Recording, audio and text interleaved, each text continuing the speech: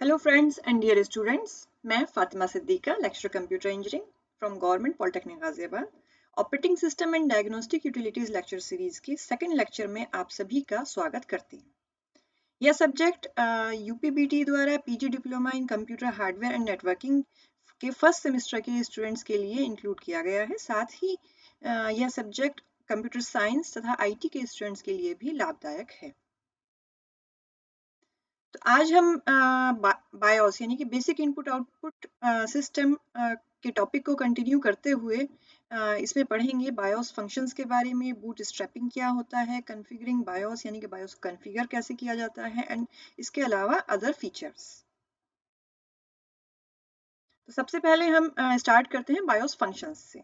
जैसे मैं ऑलरेडी अपने फर्स्ट लेक्चर में बता चुकी हूँ, बायोस की मेजर दो फंक्शंस होते हैं। फर्स्ट है पावर ऑन सेल्फ टेस्ट और सेकंड है बूट स्ट्रैप लोडर यानी कि boot strapping. Boot strap loader उसमें हम जानेंगे और बूट स्ट्रैपिंग आगे डिटेल से पढ़ेंगे। तो सबसे पहले देखते हैं post. It takes place right after you power on. It will test computer hardware, ensuring hardware is properly functioning before starting process of loading operating system. If the post is successful, the BIOS calls int19 interrupt 19 and then proceeds to look for devices attached to the motherboard.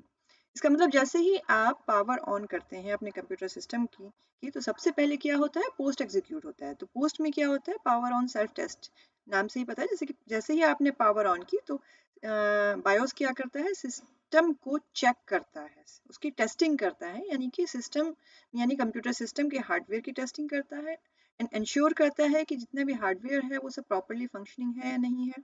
उसके साथ जो peripheral devices attached हैं वो सही से connected हैं and functioning state में है या नहीं है। And then start the process of loading operating system. And जब ये इंश्योर हो जाता है कि एवरीथिंग इज ओके तो उसके बाद क्या करता है, ऑपरेटिंग सिस्टम को लोड करता है। तो ऑपरेटिंग सिस्टम को लोड करने के लिए वो बूट स्ट्रैप लोडर को कंट्रोल ट्रांसफर करता है। अगर पोस्ट सक्सेसफुल हो जाता है तो बायोस क्या करता है, int19 interrupt 19 को कॉल करता है and then proceed to look for devices attached to the motherboard. और फिर आगे चेक करता है मदरबोर्ड से कनेक्टेड अटैच्ड डिवाइसेस को, whether they are functioning or properly connected or not. तो बूटस्ट्रैप लोडर ये क्या होता है, बूटस्ट्रैप लोडर होता है बेसिकली इसका कार्य होता है लोकेट करना ऑपरेटिंग सिस्टम को। ठीक है, तो if operating system located BIOS will pass the control to it. तो जैसे ही ऑपरेटिंग सिस्टम लोकेट हो जाता है, यानी कि फॉर एग्जांपल कहाँ से ऑपरेटिंग सिस्टम लाई करता है, उसका जो है बूट सेक्टर, उसको लोकेट करते ही बायोस क्या करता है, बूट स्ट्रैप लोडर को कंट्रोल ट्रांसफर कर देता है आगे उसको एग्जीक्यूट करने के लिए, ऑपरेटिंग सिस्टम को एग्जीक्यूट करने के लिए। बूट स्ट्रैपिंग, तो ये जो पूरा प्रोसेस होता है इसको हम क्या कहते हैं, बूट स्ट्रैपिंग कहते हैं। बूट स्ट्रैपिंग को देखते हैं हम।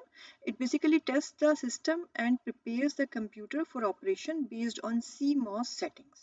तो बूट स्ट्रैपिंग बेसिकली क्या करता है, सिस्टम को टेस्ट करता है और कंप्यूटर को प्रिपेयर करता है CMOS सेटिंग्स के अकॉर्डिंग। ठीक है, तो CMOS सेटिंग्स क्या होती है, मैं आगे स्लाइड्स में आपको डिटेल में बताऊंगी। तो CMOS settings means installed hardware, जो भी हार्डवेयर इंस्टॉल है उसकी settings and the configuration settings from the manufacturer and user. और उस हार्डवेयर की कॉन्फ़िगरेशन सेटिंग्स मैन्युफैक्चरर द्वारा सेट की गई एंड यूजर के द्वारा सेट की गई, दोनों चीज़ें होती हैं CMOS सेटिंग्स। एंड सबसे पहले इसने तो ये फर्स्ट फंक्शन हो गया बूटस्ट्रैपिंग का, सिस्टम को टेस्ट किया और उसको प्रिपेयर किया ऑपरेशन के लिए based on CMOS settings. And second है load the interrupt handler and device drivers. Second function क्या है bootstrapping का, interrupt handlers और device drivers को load करना। अब देखते हैं कि interrupt handlers क्या होते हैं। interrupt handlers क्या होते हैं, it is a small piece of software that act as a translator between the hardware component and the operating system. छोटा सा सॉफ्टवेयर का कोड होता है, पीस ऑफ सॉफ्टवेयर होता है जो क्या करता है, ट्रांसलेटर की तरह कार्य करता है किसके बीच में, हार्डवेयर के कंपोनेंट्स और ऑपरेटिंग सिस्टम के बीच ट्रांसलेटर का कार्य करता है। तो उसको हम क्या कहते हैं, इंटरप्ट हैंडलर कहते हैं। यानी कि ऑपरेटिंग सिस्टम जब सिग्नल देता है हार्डवेयर कंपोनेंट्स को तो वो इंटरप्ट हैंडलर कहलाता है। एंड सेकंड क्या है, डिवाइस ड्राइवर्स। डिवाइस ड्राइवर्स क्या होते हैं, these are also pieces of software that identify the base hardware components such as keyboard, mouse, hardware और floppy drive.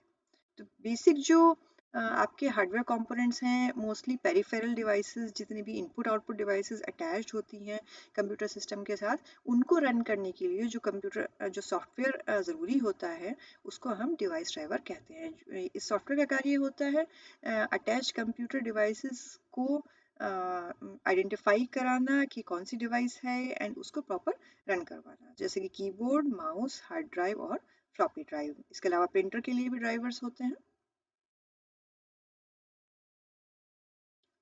Once finished, it begins searching for a drive to boot an operating system.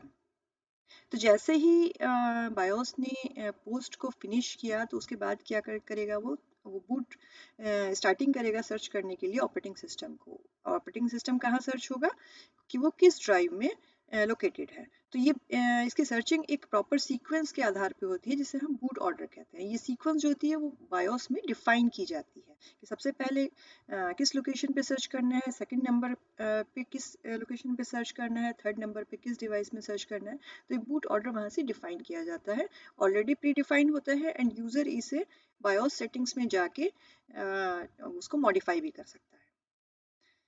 Depending on the BIOS settings, the procedure may try to access in a predefined customizable order the first sector, यानी कि boot sector of any floppy disk, any hard disk and any CD-ROM in the system. तो depending on the BIOS settings, तो BIOS के अंदर क्या settings हैं जो कि already predefined and customizable order में होती हैं, उस पे डिपेंड करते हुए उसके अकॉर्डिंग जो प्रोसीजर है वो क्या करता है, फर्स्ट सेक्टर को सर्च करता है बूटेबल डिवाइस के। तो पहले नंबर पे जो भी बूट ऑर्डर में डिवाइस होती है, फॉर एग्जांपल अगर फर्स्ट नंबर पे हार्ड डिस्क है तो हार्ड डिस्क के फर्स्ट सेक्टर में वो सर्च करेगा, और अगर फर्स्ट नंबर पे यूएसबी ड्राइव है या पेन ड्राइव है तो वो पेन ड्राइव के फर्स्ट सेक्टर में सर्च करेगा ऑपरेटिंग सिस्टम को। ठीक है, तो इसी के अकॉर्डिंग डिवाइसेस का ऑर्डर वहाँ पे सीक्वेंस डिफाइन की जाती है। फॉर एग्जांपल अगर आप अपने सिस्टम को फॉर्मेट करना है और उसको आपको पेन ड्राइव से बूटेबल पेन ड्राइव से फॉर्मेट कराना है, विंडोज को इंस्टॉल करना है, तो आपको सबसे पहले बायोस की सेटिंग्स में जाके फर्स्ट और नंबर 1 पे आपको यूएसबी यानी कि पेन ड्राइव को सेट करना पड़ेगा। अदरवाइज क्या होगा कि अगर बाय डिफ़ॉल्ट हार्ड डिस्क होती है जो कि ऑलरेडी उसमें एक, अगर आपकी विंडोज़ है या कोई भी ऑपरेटिंग सिस्टम है तो फर्स्ट नंबर पे उसको वहाँ से ऑपरेटिंग सिस्टम मिल जाता है। जैसे ही हम पावर ऑन करते हैं पोस्ट के बाद तो उसको ऑलरेडी जो बायोस होता है रन कर देता है। तो आप चाहते हैं कि आपको का कंप्यूटर रन होने के बजाय, हार्ड डिस्क से रन होने के बजाय पेन ड्राइव से रन हो एंड आप उसको फॉर्मेट करते हुए दोबारा से इंस्टॉल कर लें, तो आपको बूट ऑर्डर में चेंज करना होता है। The BIOS will try to initiate the boot sequence from the first device. तो BIOS बेसिकली क्या करता है, जो भी फर्स्ट डिवाइस उसको मिलती है, जो पहले नंबर पे जो भी डिवाइस होगी बूट ऑर्डर में, बूट सीक्वेंस में, उस वहाँ से आपका क्या होगा, वो ट्राई करेगा बूट करने के लिए इनिशिएट करेगा। If it does not find the proper files in the device, the startup process will halt and an error message is displayed. अगर उसको फॉर एग्जांपल जो भी बूट ऑर्डर में जो भी हमने 2 3 4 डिवाइसेस सेट की हैं, floppy disk, hard disk, CD ROM, pen drive, ठीक है, तो अगर वहाँ से किसी भी डिवाइस में एक एक करके वो सीक्वेंस के आधार पे सबको चेक करेगा, उसको बूटेबल ऑपरेटिंग सिस्टम नहीं मिलते हैं, तो देन उस केस में क्या होता है, इट डिस्प्लेज एन एरर, एक एरर मैसेज डिस्प्ले होता है, जैसे कि नो सिस्टम डिस्क और डिस्क एरर। ये मैसेज आता है उस केस में जब बायोस को ऑपरेटिंग सिस्टम किसी भी डिवाइस में नहीं मिलता है। ठीक है, तो ये मैसेज आता है, एरर मैसेज डिस्प्ले होता है, नो सिस्टम डिस्क और disk error, replace and strike any key when ready.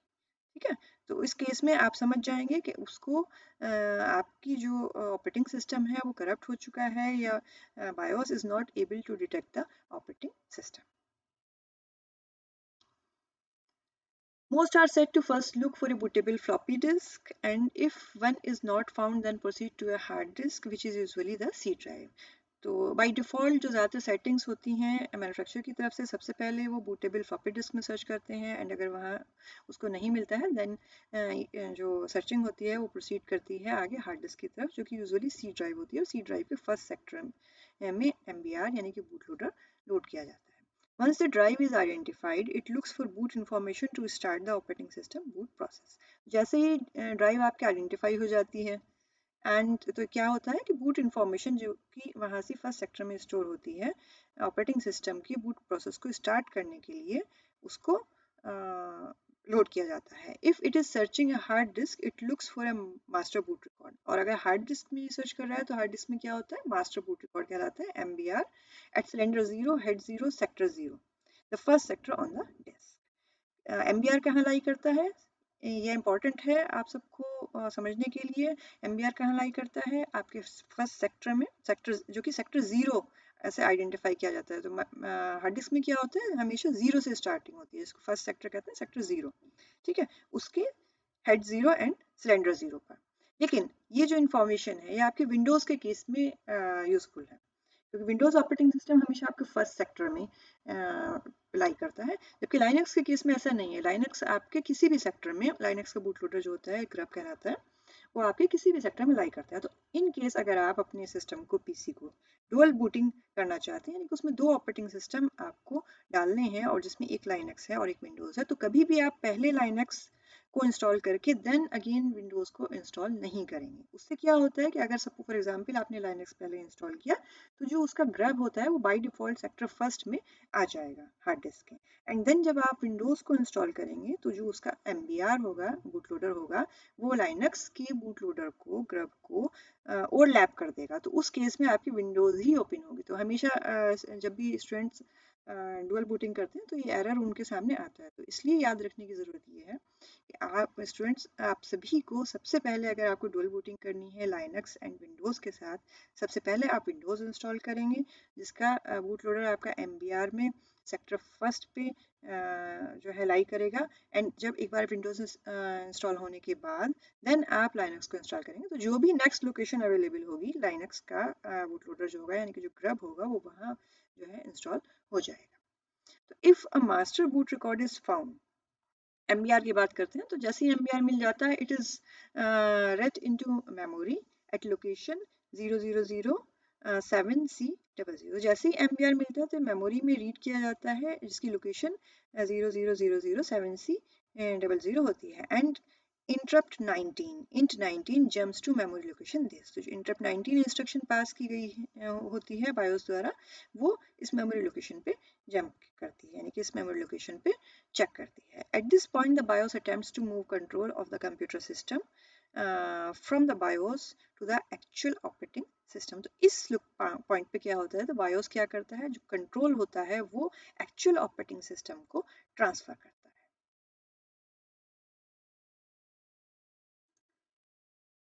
I hope अभी तक का आप सभी का क्लियर है। तो अब देखते हैं ड्यूरिंग इसका प्रोसेस एक बार देखते हैं कि प्रैक्टिकली क्या होता है, कैसे होता है, कॉन्फ़िगर आप कैसे करते हैं बायोस एंड सीमोस सेटअप को। तो ड्यूरिंग द इनिशियल स्टार्टअप और the boot sequence you will notice a sentence. जैसे ही आप स्टार्ट करेंगे और जैसे ही आपकी बूट सीक्वेंस जो होगी वो चेक होगी, तो आप नोटिस करेंगे अपनी मशीन में आप कहीं लिखा आता है प्रेस एंड समथिंग उसके आगे होता है, जैसे कि या तो प्रेस एस्केप होगा, प्रेस डेल होगा, प्रेस F1 F2, और कम्बिनेशन ऑफ की हो सकती है डिफरेंट डिफरेंट आपके सेटअप के अकॉर्डिंग। जैसे कि आप राइट साइड में देख सकते हैं इस इमेज में, यहाँ से आपको आप देख सकते हैं यहाँ से लिखा है press Del to enter setup, ठीक है। तो इस स्टेज पे ये आपको कहता है अगर आपको बायोस और सीमोस का सेटअप करना है तो आप डेल प्रेस करें या एस्केप की प्रेस करें या F1 F2, it depends on your hardware configuration और manufacturer. Yeah. So this will cause the boot process to be diverted into the CMOS configuration। तो boot process यहाँ से इसके बाद boot process क्या होगा, CMOS configuration की तरफ डाइवर्ट हो जाएगा जैसे ही आप उस बटन को प्रेस करेंगे, ठीक है। तो CMOS contains stored configuration regarding how the system is to be booted। तो CMOS में क्या होता है, जो कि stored configuration होती है मैन्युफैक्चरर द्वारा बाय डिफॉल्ट, कैसे सिस्टम को बूट कराना है, बूट करना है, बायोस की configuration वो सब वहाँ से स्टोर होती है। This configuration program that allows you to configure hardware settings including system settings such as boot sequence, computer password, time and date। तो इसकी कॉन्फ़िगरेशन प्रोग्राम है ये, जिसकी सहायता से आप कॉन्फ़िगर कर सकते हैं हार्डवेयर की सेटिंग्स को अपने कंप्यूटर की, और उसके अंदर आप क्या क्या कॉन्फ़िगर कर सकते हैं, फॉर एग्जांपल बूट सीक्वेंस, किस किस डिवाइसेस से आपको किस ऑर्डर में बूट कराना है, and computer password, for example आपको बायोस का पासवर्ड अगर सेट करना है तो वो आप सेट कर सकते हैं, टाइम एंड डेट एक्सेट्रा आप वहाँ से सेट कर सकते हैं। तो फॉर एग्जांपल आपने यहाँ से डल प्रेस किया, डल प्रेस करते ही आप कहाँ चले गए, डाइवर्ट हो गया सिस्टम आपका CMOS utility setup, BIOS setup की स्क्रीन पर। तो यहाँ आप देख सकते हैं सारे फीचर्स आपको दिखेंगे। स्टैंडर्ड सीमॉस सेटअप आप यहाँ से अगर जो ये सिलेक्टेड है इसको अगर आप एंटर प्रेस करेंगे तो आप इसको एक स्क्रीन मिलेगी, नेक्स्ट स्लाइड में मैं शो करूँगी, जहाँ से आप डिफरेंट सेटिंग्स चेंज कर सकते हैं। नेक्स्ट होगा अगर आप यहाँ से देखिए, सबसे पहले आप देखिए यहाँ पे शॉर्टकट आपको दिए होंगे कैसे ये यहाँ से आपको ऑपरेट करना है। तो इस स्क्रीन से एस्केप करने के लिए आपको क्विट प्रेस करना होगा। अगर आप F10 प्रेस करते हैं तो जो भी आपने चेंजेस किए हैं वो सेव होके आप एग्जिट करेंगे सेटअप से। एंड एरो से यहाँ आपको मूव करना होगा सेलेक्ट करने के लिए डिफरेंट सेक्शंस को, up down arrow and left right arrow select item करने के लिए। एंड आपको कलर चेंज करना है तो शिफ्ट F2 चेंज कलर, ठीक है। तो यहाँ से ये हाईलाइटेड है स्टैंडर्ड सीमॉस सेटअप। इसके बाद नेक्स्ट है बायोस फीचर सेटअप। अगर आप for example down arrow press करते हैं तो ये आपका हाईलाइटेड हो जाएगा, फिर एंटर प्रेस करेंगे तो आप बायोस फीचर सेटअप की स्क्रीन आपके सामने डिस्प्ले हो जाएगी। देन आपका आता है चिपसेट फीचर सेटअप। चिपसेट से related feature setup, power management से रिलेटेड आप फीचर सेटअप कर सकते हैं। PNP PCI peripheral component interconnect configuration यहाँ से चेक कर सकते हैं, उसको चेंज कर सकते हैं। Load setup defaults, integrated peripheral से जो पेरिफेरल डिवाइसेस हैं, इनपुट आउटपुट डिवाइसेस हैं इंटीग्रेटेड, उनसे के कॉरस्पॉन्डिंग सेटिंग्स। सुपरवाइजर पासवर्ड आप यहाँ से सेट कर सकते हैं, यूज़र पासवर्ड सेट कर सकते हैं, ID, hard disk drive, auto detection utility यहाँ से है। And then save and exit setup को आप जो है सेलेक्ट करके और वहाँ से अगर आप एंटर प्रेस करेंगे तो आप सेव करते हुए सेटअप से एग्जिट हो जाएंगे। And if you don't want to change anything then exit without saving. अब नेक्स्ट देखते हैं। फॉर एग्जांपल हमने यहाँ से स्टैंडर्ड सीमॉस सेटअप को सिलेक्ट किया है, एंटर प्रेस किया है, तो आपकी ये स्क्रीन आपकी डिस्प्ले होती है स्टैंडर्ड सीमॉस सेटअप की। तो यहाँ आप देख सकते हैं आपकी डे डिफाइन है, डे फ्राइडे जनवरी 22, मंथ, फिर डेट, फिर ईयर, ठीक है। तो ये जो डेट है ये आप यहाँ से चेंज कर सकते हैं। जो भी यहाँ से इस स्क्रीन पे आपको येलो कलर में कंपोनेंट नज़र आ रहे हैं, राइट, उसको आप एडिट कर सकते हैं, चेंज कर सकते हैं। हार्ड डिस्क के केस में primary master, primary slave, secondary master, secondary slave यहाँ से नन है। अगर आपको कुछ चेंज करनी है, कोई ड्राइव को सेट करना है तो आप यहाँ से सेट कर सकते हैं। तो इसका भी ऑपरेशन स्क्रीन का सिमिलर होगा, जैसे कि एस्केप अगर प्रेस करेंगे तो क्विट कर जाएंगे, F1 से हेल्प ओपन होगी, एरोज से आप आइटम्स को सेलेक्ट कर सकते हैं, ठीक है। तो इस तरीके से आप इसमें यहाँ से सेटिंग्स कर सकते हैं। नेक्स्ट अगर आप सेकंड वाला ऑप्शन जो था बायोस फीचर्स का, उसके अंदर एंटर करते हैं तो आप यहाँ से देख सकते हैं कि आपको बूट ऑर्डर मिलेगा, आपको बूट ऑर्डर का वहाँ से आपको डिफरेंट बायोस के वर्जन्स के अकॉर्डिंग ये आपको डिस्प्ले अलग अलग तरीके से मिल सकता है। जो है कहीं बूट ऑर्डर का, बूट सीक्वेंस का आपको लिंक दिया होगा, फिर उसको आप सेलेक्ट करेंगे, देन उसके बाद ओपन होगा, कहीं लिस्ट दी होगी। तो यहाँ से आप देख सकते हैं ये बूट ऑर्डर शो कर यहाँ पे है, first boot device, second boot device, third boot device and boot other devices. यहाँ से by default first boot device क्या है, फ्लॉपी होती है, एंड सेकंड बूट डिवाइस है आपके hard disk drive, third boot device LS120 and boot other device यहाँ से डिसेबल्ड है। आप डिसेबल को इनेबल भी कर सकते हैं, इनेबल को डिसेबल भी कर सकते हैं। तो जितने भी ऑप्शंस यहाँ से ये येलो कलर में शो कर रहे हैं, लाइट येलो कलर में, इससे भी ऑप्शंस आप यहाँ से एडिट कर सकते हैं। इसके बाद देखते हैं कि बायोस की, अब तक आपने जाना कि बायोस के दो मेन फंक्शंस होते हैं। फर्स्ट है पोस्ट यानी कि power on self test, and then second है आपका बूटिंग यानी कि boot loader, boot strapping, boot loader को डिटेक्ट करना एंड कंट्रोल्स को ट्रांसफर करना। देन उसके अलावा और क्या फीचर्स हैं वो हम यहाँ देखते हैं। BIOS program continuously checks the CPU temperature and voltages and the cooling fans, RPM etcetera. जो बायोस प्रोग्राम होता है वो कंटिन्यूसली क्या चेक करता है, CPU का टेम्परेचर भी चेक करता है, वोल्टेजेस भी चेक करता है, कूलिंग फैंस के जो रोटेशन पर मिनट है जो ऑपरेशन के लिए, वो सब ये सारी जो है चीज़ें बायोस प्रोग्राम कंटिन्यूसली चेक करता रहता है। If overheating occurs the PC will shut down automatically. In case अगर ओवरहीटिंग होती है तो PC ऑटोमेटिकली आपका शट डाउन हो जाता है। The PC can also be turned on by, for example, modem signals, since the power supply is controlled by the motherboard. PC आप जो है मॉडर्न सिग्नल्स में जैसे कि होता है पावर सप्लाई से टर्न ऑन भी कर सकते हैं, हो सकता है, एंड जैसे क्योंकि जो कंट्रोल होता है वो मदरबोर्ड के पास होता है यूजिंग पावर सप्लाई के साथ. That on off button will turn the PC down without turning it complete. तो जो ऑन ऑफ बटन होता है, आप अगर ऑन ऑफ बटन प्रेस करके यूज़ करते हैं पीसी को ऑफ करने के लिए, तो उससे पीसी डाउन तो हो जाता है, यानी कि पीसी लेकिन कम्प्लीटली ऑफ नहीं होता है. तो वो डिफरेंस है आपका. जैसे प्रॉपर लॉग आउट करके अगर आप सिस्टम को शट डाउन करते हैं या फिर पावर से बटन का यूज़ करते हैं. तो इसीलिए हमेशा रिकमेंडेड होता है स्टूडेंट्स के लिए और सभी यूज़र्स के लिए कि सिस्टम को प्रॉपर शट डाउन करना चाहिए.